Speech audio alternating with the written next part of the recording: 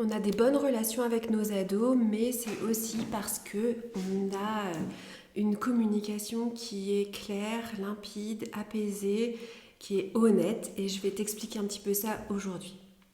Euh, Avec nos ados, pour qu'ils deviennent aussi adultes, notre communication les a aidés à devenir adultes. D'abord, pour moi, ce que j'ai fait, c'est être curieuse avec eux.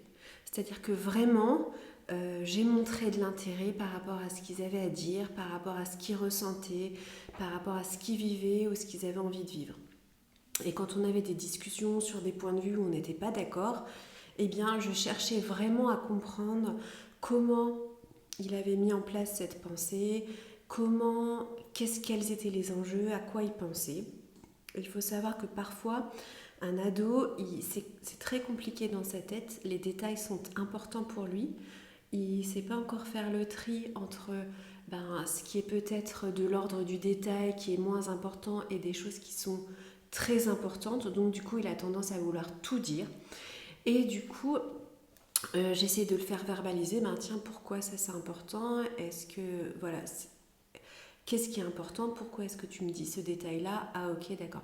Et d'avoir vraiment cette curiosité et aussi du coup cette patience, parce que du coup les conversations peuvent être relativement longues aussi, puisque du coup il va donner l'explication du début jusqu'à la fin, il va penser que tout est important, qu'il y a besoin de tout dire pour que j'ai tous les éléments pour pouvoir soit juger, soit comprendre, soit l'aider. Et du coup, ça demande aussi de la patience un petit peu à ce niveau-là. Et après, éventuellement, on peut ajuster en disant, ok, je pense comprendre. Mais du coup, le fait, si pendant cette phase où un enfant il commence à nous parler, un ado, et on commence à le censurer, ou on commence à lui dire, ça c'est pas important, il va penser que nous, on décide que c'est pas important, mais pour lui, ça l'était en fait. Et du coup, ça va pas rendre la communication et la confiance facile. Ensuite, ce qu'on fait aussi avec nos ados, c'est qu'on les aide à clarifier la pensée. Donc, je t'en ai déjà parlé juste à l'instant. Je pose des questions pour essayer qu'ils puissent clarifier sa pensée, qu'ils puissent... je l'aide à réfléchir, je l'aide parfois à prendre des choix ou à se donner des objectifs ou à simplement raconter quelque chose de manière plus courte, par exemple. Je peux aussi l'aider en disant, ok, écoute, cette histoire-là, ce que tu viens de me dire, si finalement tu gardais que 3 points, tu voudrais dire quoi?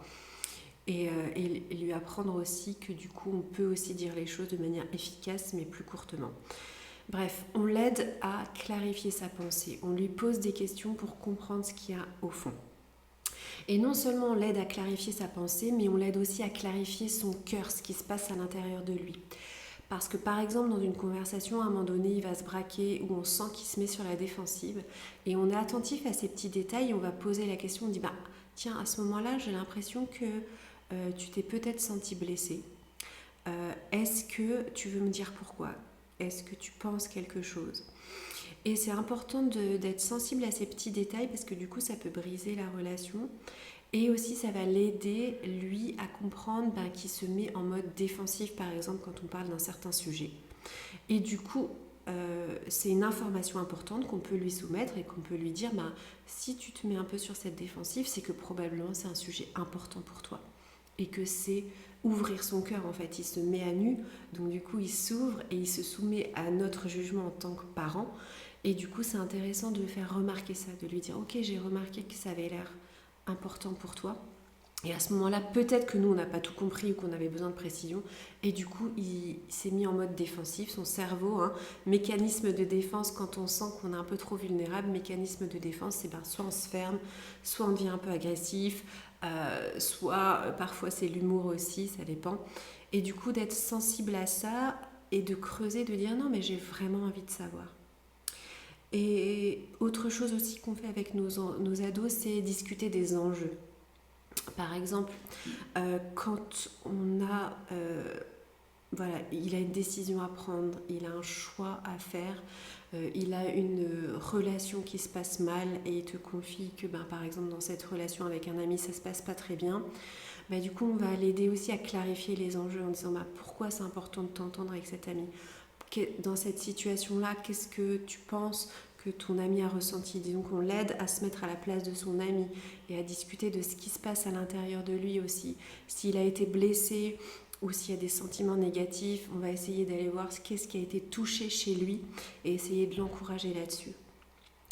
Et enfin, un des derniers aspects qu'on autorise avec nos ados, c'est qu'ils puissent nous dire des choses qui nous font mal à nous.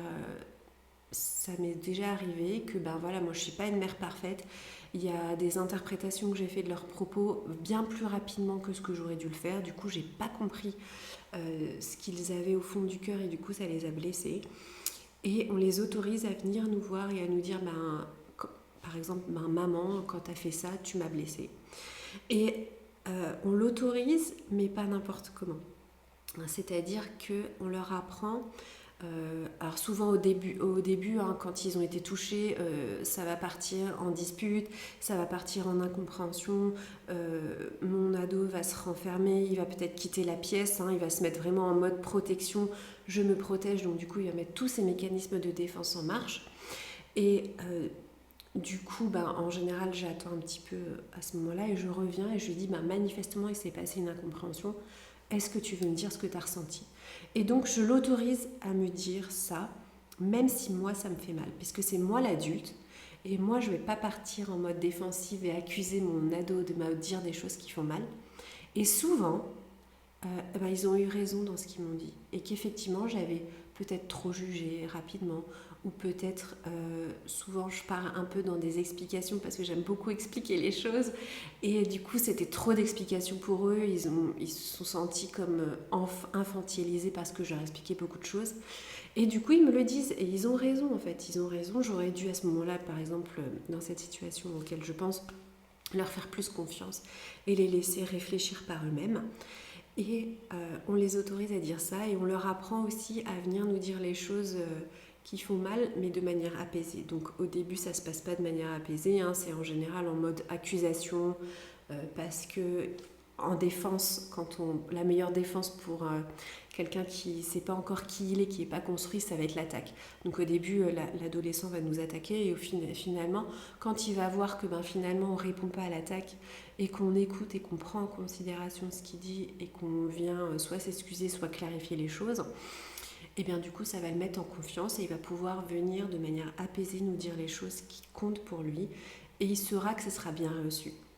Et du coup c'est un petit peu les choses qu'on fait avec nos ados. Donc si je te résume un petit peu dans la communication avec eux, c'est être curieux, être intéressé mais pour de vrai, être patient, les aider à clarifier les enjeux, leurs pensées, etc. Essayer de mettre les bons mots sur les choses qui se passent à l'intérieur d'eux.